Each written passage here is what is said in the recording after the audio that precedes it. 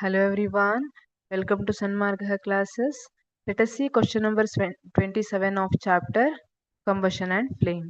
Explain the working mechanism of a soda acid fire extinguisher. Soda acid fire extinguisher ಹೇಗೆ work ಮಾಡುತ್ತೆ?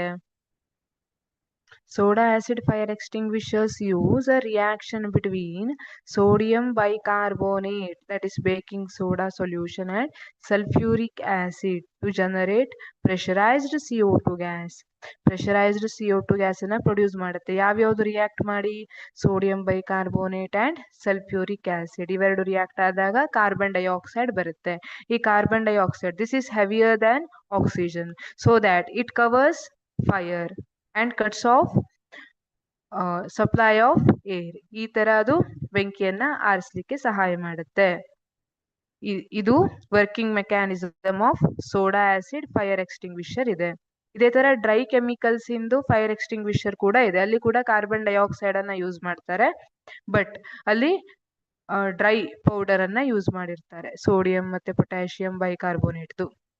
ಇಲ್ಲಿ sulphuric acid ಜೊತೆ soda acids ಅಂತಿದೆ ಅಲ್ಲ, sulphuric acid ಜೊತೆ ರಿಯಾಕ್ಟ್ ಮಾಡೋದು ಇಲ್ಲಿ. Thank you.